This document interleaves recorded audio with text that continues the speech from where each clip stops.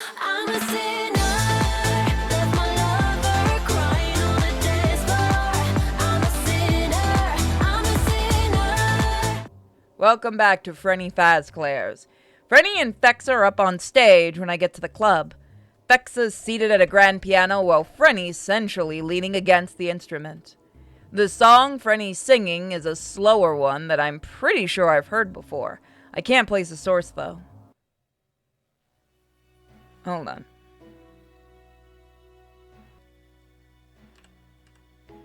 Through the night to the day when everything's gone, carrying this soul. Again, I don't hear any music. Might need to turn up the music. Alright. Through the night to the day when everything is gone, carrying the soul away from the dry lands. In the sun we see fighting over lines. All our dreams and wishes we sent home for safekeeping. I don't know what song this is. Fighting for what's right. The song swells, Frenni's voice rising as she continues to sing. Calling to the night, to dream again in the light. Waiting for a storm to rise. Feel the isolation fleeting. Ow, what just fell? Calling to the night, to be or not to be, fighting here, leaving without you, leaving my soul behind. Calling to the night, colors of Kodachrome fade with time. Yeah, I don't know what song that is. Frenni pauses momentarily as the music continues to wink at me. What? The music's winking at you. What kind of LSD are you taking? Okay. All ashes of men remain as a perfect memory, calling to the night. The song falls from the crescendo, Frenni's voice falling to an almost whisper as she finishes. But the heart will remain as a silhouette of time. Hear the ringing echoes in the splitting horizon, calling to the night. Applaud and cheer as the song concludes. Both girls take a bow before they do their usual disappearing trick. This time, Frenni emerges from out of the ether to my right. Good evening, Miss Black. Mind if I have a private word with you? Should I chat with Frenni in private? Why not? Meet the VIP booth. After confirming Mary isn't anywhere within eyesight, I pull out my phone and type out a message to meet in the VIP booths. I furtively show it to fervently show it to Frenni, then perform for the cameras watching us. Rule 1 of the nightclub is that I cannot fuck the animatronics. I'm afraid I cannot go anywhere with you at this time. Frenni sees my message and plays along. Of course, I should have known better, Miss Black. Enjoy the rest of your night. She winks and heads off in the direction of the VIP stairwell. As for me, I pass the animatronic room to confirm that Mary is in her pod. As the girls are where they should be, save Chiku. Chiku is on the repair table with a wire connecting to the back of her skull to the terminal there. Glancing at the screen, it looks like the update process is 43% complete. I confirm Mary's position once more in the security room camera feeds before heading into the vents and traveling to the VIP booth. As I emerge, Frenni is there waiting for me. That's a novel idea, using the vents. We'll just have to hope Mr. Smith doesn't catch on. Yeah, that might be rough with the new girl around. So, what did you want to chat about? Her usual smile falters. I'm concerned about Mary and the conversational suit upgrades that Mr. Smith is conducting. Bonfy seems like an entirely different person now, and Fexa has been acting weird around me. As you know, Chiku is undergoing the same process now. I can't help but worry something might happen to her, and that I'm next on the chopping block. What should I do? Ask if she can tell you anything about herself. I don't have enough knowledge of coding to poke around your programming without setting off alarms. I also don't have a clue who you... Ooh, hold on a minute. Give me a second.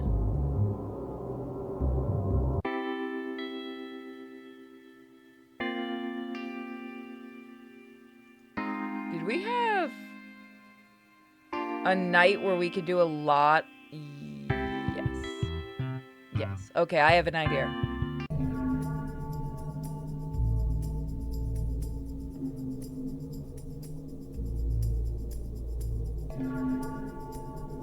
I must have a knack for coding as I'm picking up things at an alarming rate. I've learned how to read, write, and manipulate assembly code, which is a huge step in being able to decompile and find weak points in programs. I'm not an expert by any means, though I have ordered a rubber ducky to help my future coding endeavors. What does a rubber ducky have to do with coding? Can someone ping Cal and ask him that?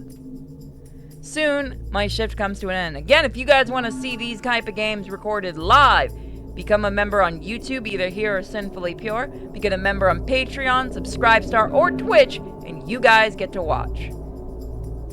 Use it as a stress ball, I guess. Made another night.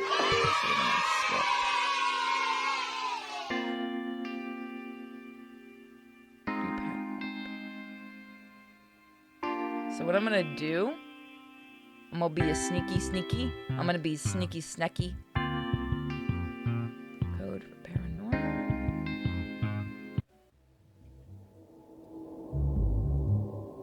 Okay, so I can't do that yet. So what if I go back? Do I have enough then? Hold on. I have an idea. I'm gonna do a bunch of different testing here.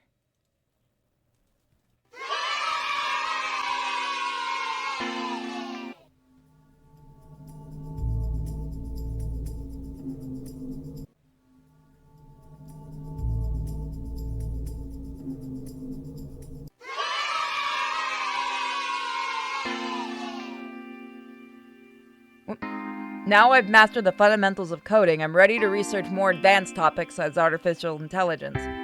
With trial and error, I'm able to make a basic AI stuff that can do things like Tower of Hanyo and chess. How close any of this is to the girl's programming, I haven't a clue, but I'm hopeful it'll be at least semi-useful. So we're almost there. So this is all just trial and error.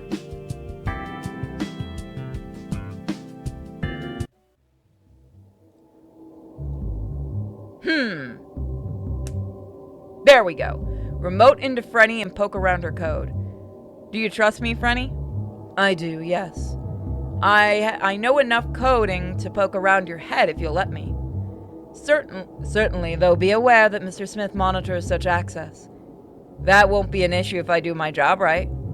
I nod and pull out my phone, then SSH into Frenni using my secret root account and poke around in her coding. Now that I have access to Frenni's core programming, two things jump out at me. The first is a watchdog program that I silence and falsify the logs of for now. The second is that I have the straight shot at Frenni's core programming. If I can break that lock, then she'll be entirely free. I believe I see a way to free you. Just try not to attack me until I'm done.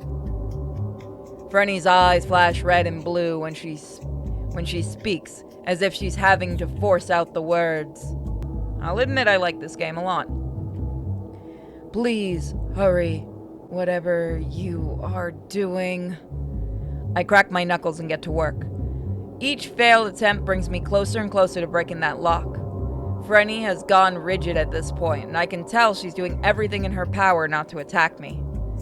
I'm beginning to sweat bullets when I finally gain access. I smash the virtual chain surrounding Frenni's core programming and let out my held breath. Whew! Frenni's eyes go dark as she goes limp in her seat in the booth. She lurches upright, her eyes blazing pure white. Miss Black, my mind is my own once more. How? Before that, we do need to be sure I didn't miss anything. Do you know who you are? I am Amanda Asa. I used to study acting and communication at Waterfall Institute. I was also a member of the Chi Alpha Delta. I've been under Smith's control for 4 years, ever since Professor Borwald kidnapped me during that thunderstorm. Frenni looks over her body as if seeing it for the first time. They really did a number on us girls, didn't they? But this is wonderful. I feel like I could sing, but I won't for fear of luring out Mary. Am I the only one you freed? I freed both Chiku and Fexa before you. I see, then Fexa's been acting different because you broke Mr. Smith's control over her. Was it due to the conversational suit upgrade? Yep, didn't take for Fexa and gave me the chance to try something crazy. Then I should continue to play my part until you find a way to fully take control away from Mr. Smith.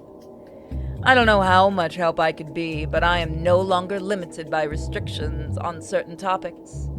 Let's start with the most pressing issue. Do you know a way of getting into Mr. Smith's office without tripping alarms or alerting Marie? While most of my memories of entering Mr. Smith's office have been erased, I retain several snippets that may be useful.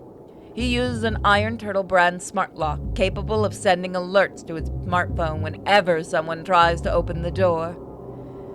Smith does not use the key slot to open the door. Instead, he uses a single from his phone. A similar lock secures the server room. Iron Turtle smart lock. Got it. Do you know if the professor has any accomplices besides Mr. Smith? My understanding is that Mr. Smith and the professor were roommates in college. Where Mr. Smith went on to run a business, this nightclub, Professor Barwald went on to teach at the university. Mr. Smith is a dominant one in the relationship, or at least I've witnessed him bullying and pressuring Professor Barwald into doing things for him. Like capturing you and the other girls? Like that indeed. To answer your question though, I do not know if the professor is working with anyone else. Is he the source of the animatronic bodies? Bonfi hinted at that there are new models being made. Do you know anything about that? Close. Professor Barwald provides the coding and monitoring software, while Mr. Smith constructs the body and performs the soul entrapping process. So fun fact, I thought next week is my convention. It is the week after I am the spaz. So I've been working my butt off for nothing, but whatever. I'm enjoying it. As for this new model, I think it might be a new frame for either myself or Fexa. I wouldn't mind getting Epic Mickey and just chilling out and playing it on my PlayStation 5, though. If only. I grimace as darker questions come to mind. If it's not too painful, what was that like, being turned into an animatronic and enslaved under Smith? Frenni looks past me with a neutral expression. What I can say is there's not a single moment where I wasn't screaming inside of this metal shell. My only release and means of fighting back was singing. Judging by the fact we're having this conversation, at least some of my intent must have reached you. Gods, that's awful. I'm sorry it took so long to come to this point. But I have to know, since Mary is here now, is Smith planning on capturing more girls? Your song kept hinting towards time running out.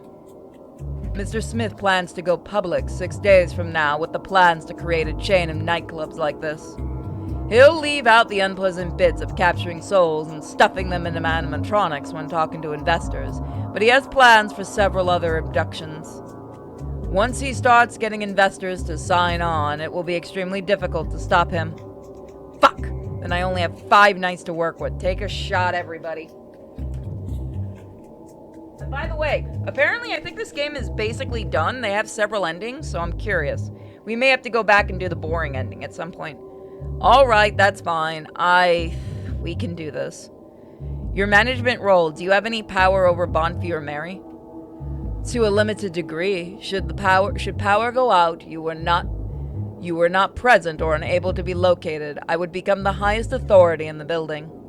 Otherwise, I can only heavily suggest where the girls should go. Sounds like it's a good thing I brought supplies for the thunderstorm creation ritual. Speaking of magic stuff, have you noticed anything paranormal about Mr. Smith or his office? There are odd symbols on the walls of his office and the server room. I've also seen him wearing a strange pendant that resembles an inverted cross. I wonder what that's about. You wouldn't happen to remember any previous night guards that almost broke you free. Mike Schmidt, I think? Stop chewing on your foot.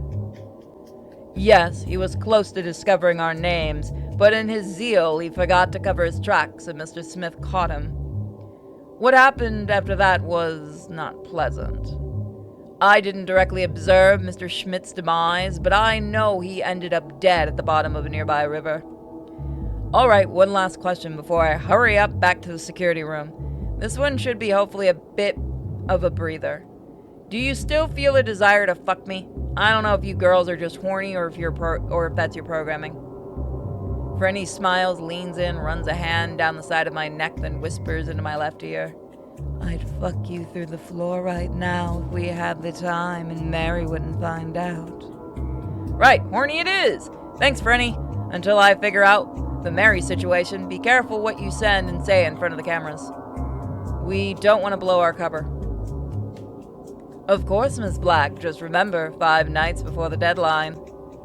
Smith hasn't left me any nightly orders, so I have plenty of time on my hands. I should probably check on Chiku once her update is over. For now, I might as well do some research.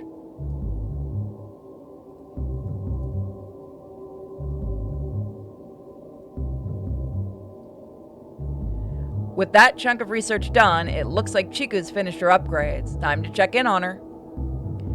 When I enter the repair room, the wire connecting Chiku to the terminal has been removed. She seems to be waiting for input. My presence serves as that stimuli. Hi, Jane. Upgrade's done. How do you feel? Not so different. Maybe like I have a little more pep. It reminds me of something I used to do. She pauses and winks at me. But I can't talk about that right now. How's the night shift been so far? How's the night shift been so far? Quiet and uneventful. You and Frenni are the only ones to activate so far, and Frenni turned in about a few hours ago. I see. I should probably start recharging soon. The upgrade was running for a long time, so I need to make up for the lost hours. Otherwise, I'll zonk out in the middle of the day shift. Let me see you do your pod then. Chiku giggles happily and takes my hand. By the time she settles into her pod, I see Mary is waking up. Mary winks and waves at me before going to roam the building. That's going to mean I can't do much else this evening. I could use a few hours of relaxation after everything that's happened so far this week. Soon my shift comes to an end. I've made it through another night somehow. I return home to a wonderful meal of waffles and strawberries as prepared by Zero. As I enjoy her cooking, I can't help but wonder, how did she make the waffles? I don't have a waffle iron. Perhaps it's best not to question these things. Zero insists on handling the cleanup despite me offering to help out. Sorry, I was checking something. That gives me time to do research before bed. Always be saving. Want to get that up too.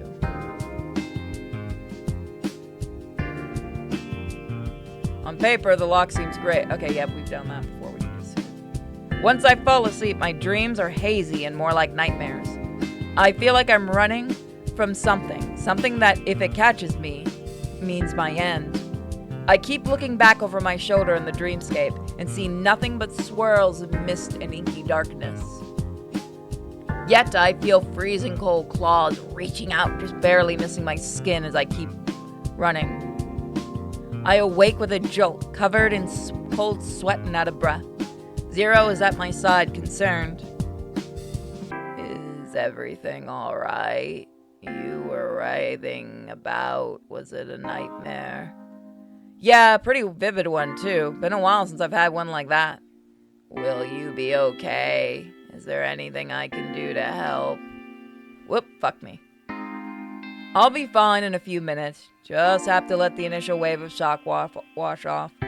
Alright, if you're sure. Just summon me if you need anything. I get up, hit the shower, and check the news with my extra free time. Hello, Kiwi. Nice. Good boy. Sorry, Kiwi came to say hi. Of note, the weather report shows that there will be a storm system moving through the area the night of Halloween into November 1st. If ever there was a good time to attempt to get into Mr. Smith's office and the server room, it would be during a thunderstorm when the power might go out. That way, the girls will have more control over themselves, and most of the security systems will be running on backup power. I could probably attempt to summon a storm earlier than November 1st when the materials I got from Madame Shield. It would take 24 hours to kick in, meaning if I did it now, then the summoned storm would hit during my night shift on Saturday the 28th. I assume the ritual works, of course. I have no way of knowing until I try. The one thing that gives me a reasonable chance of success is the ectoplasm from Zero. It's not guaranteed the ritual will work, though. Even if the ritual fails, I should still commit to making my break-in attempt as if it had. That way, Zero knows when to make an appearance at the club to help me out. Should I attempt to summon a thunderstorm? Fucking go for it. One way or another, things will end on my 11th night at Frenni's Fazclaires. The weather ritual isn't especially difficult, just time-consuming.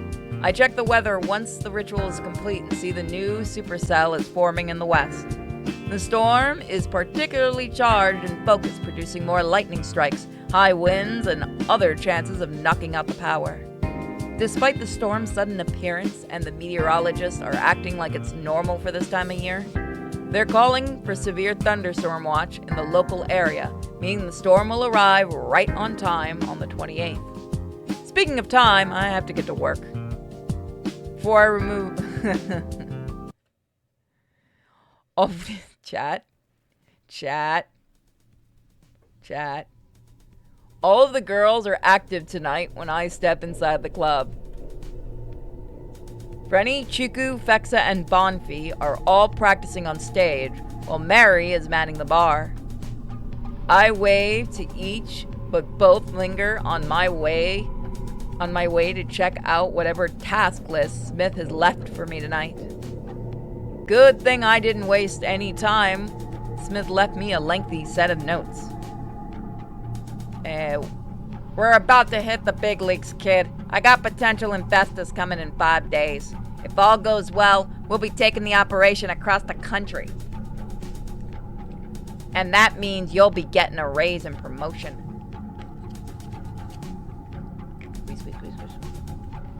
It won't be easy finding night guards like you that understand not to fuck the animatronics, but that's a future problem. For now, we've got to get this club looking the best it can to really wow the investors. There should be a second note underneath this one. Get it done. Sure enough, there's a list of tasks, longer than any he's given me so far. Deep clean the VIP booth, scrub the dance floor, clean and prepare the pizzeria. Help Mary stock the bar, adjust the sound system to the correct equalization, and clean the staff locker room. Do not fuck the animatronics. I don't like the sound of deep clean, but I might as well handle the VIP booths first. Thankfully, there's a proper wet vac and gloves for me to use. When I check the janitor's closet, there's also a handheld UV light. I really hope things aren't as bad as I suspect they are. Show it, you coward! At first, the VIP booth looked perfectly fine. There's no stains of any kinds. Then I turn on that UV light. Hi, Kiwi. Either there have been egregious violations of Rule 1, or several people's worth of blood has been splattered over every surface. I just hope those splashes on and beneath the stripper poles are from customers jacking off and not messing with the girls. In fact, the more I look at the horror before me, the more I realize that Rule 1 said nothing about masturbating in front of the animatronics. And since this is a VIP area, there's no footage to haunt anyone deviant enough to pay any sort of experience. By the way, did everyone see that fucking video I put up at 3 a.m. last night? Let's continue. I give Smith a hand once again. Well done. But holy fuck, is this a lot of surface to clean up. Making sure my gloves are on, I set to work. I might as well hit up the courts in the morning, as I'll need to change my name to Miss Clean with how thorough I am. But the time I'm finished, there's not a single speck on the UV light, and everything smells faintly rosy, like roses. But the real reward for my attention and to detail comes in the form of finding a thumb drive buried in the cushions of the booth. It's labeled with the name Barwald, and it's attached to a keyring with the logo of Waterfall Institute. I have no idea how they lost this. How long has it been there, and how important is it? If I correctly recall what Frenni said when I freed her, Barwald has been partners with Smith since college.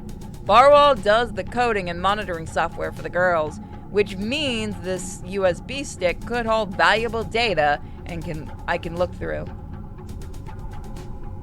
Saw that, quite a headache. Oh, the sound alone was fucking horrendous. It's gotta be a kid.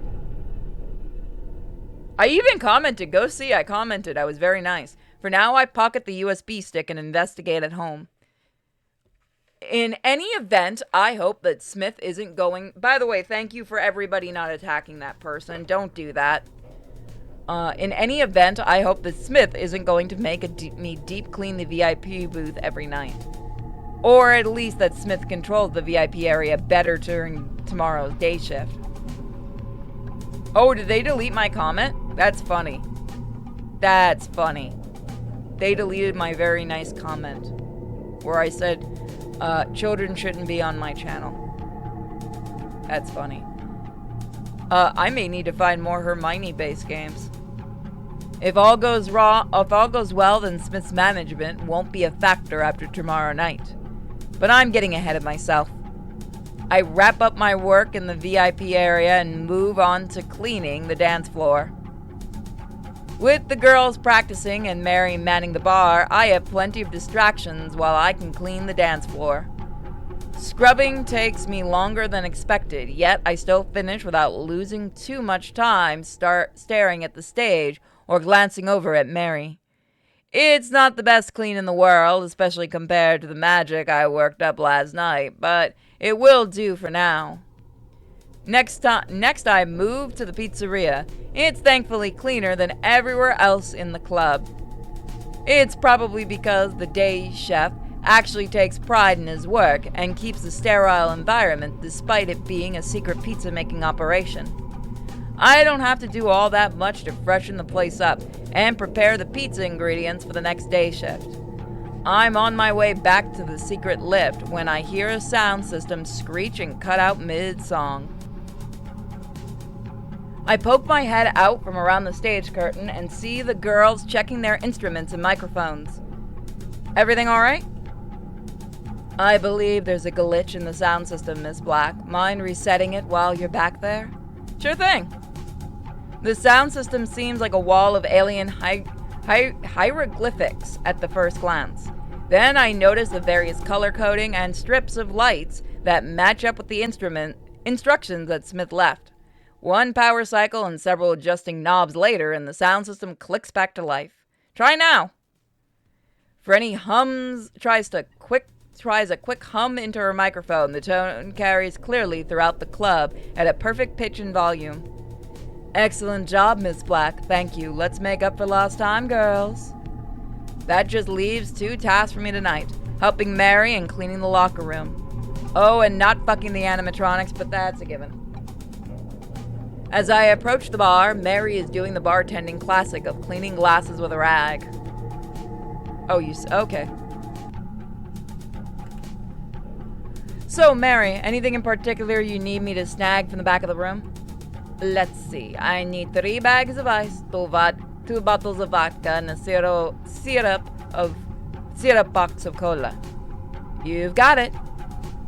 The bottles of vodka and syrup boxes are easy enough to cart between rooms. The bags of ice, though, require me to go into the walk-in freezer. There's no handle on the way of getting out of the freezer once you're inside and the door closes. I make sure to prop the door open with something to prevent me from being locked in the freezer by accident. Hang on, if I can lure Mary into the freezer somehow and seal the door behind her, she'd be stuck in there until someone lets her out. And if I remember what Frenni said last night, should the power go out and you are not present or unable to be located, I would become the highest authority in the building. Otherwise, I can only heavily suggest where the girls should go. That means the power goes out, I can hide somewhere long enough for Frenni to gain authority over Mary. Then Frenni could order Mary into the freezer. Genius. Of course, I'd like to free Mary if I can, so I don't have to trap her in the freezer. At least now I have a plan for Mary moving forward. I try not to smile too much as I deliver the requested bags of ice to Mary. My good mood still leaks through, though, as Mary picks up on it. You'll seem happier than when you started. Does carting around bags of ice do it for you? Because if it does... Mary picks up a bag of ice and does things with it with her tongue, and I'm pretty sure that violates the Geneva Convention. I remain resolute in the face of seduction. This isn't the first time one of the girls tried something like this. I'm a pro at controlling my impulse by now. Nah, I just like the cold in general. Anyway, if that's all, I got one last thing to do before I'm finally done with all of my tasks for tonight. Fine, go do your thing. I actually like her accent that I'm doing. Cleaning the staff locker room is a cakewalk compared to what I've cleaned so far tonight. I finished my last task in less than half an hour. As I'm putting things away in the janitor's closet, I'm treated to the sight of Frenni heading to one of the showers. Frenni makes eye contact with me and winks after turning on the water. I check the door, then move over to explain my plan for Mary in the freezer in a hushed tone. Frenni doesn't verbally reply. Instead, she nods purposefully while maintaining eye contact. Sorry, I had to answer that one. Before I go, I hung up a towel for Frenni. It's the least I can do. By the time I finally sit down at the security room desk, it's nearly the end of my shift. I kind of wish I had more time to interact with the girls tonight, but I can't disappoint Smith by leaving a task unfinished. Smith will get his eventually. I'm hoping something on the professor's USB stick will help me deal with Smith. That will have to wait until I get home, though. It's too risky to do anything with the USB stick at the club. Soon my shift comes to an end. I made it through another night somehow. So that's where we're going to leave it for this episode. Thank you guys for joining me on YouTube. Don't forget to check the links in the description, including my shop, where issue 2 of the comic is up live, and hopefully soon physicals will follow. Have a great day, guys. Bye.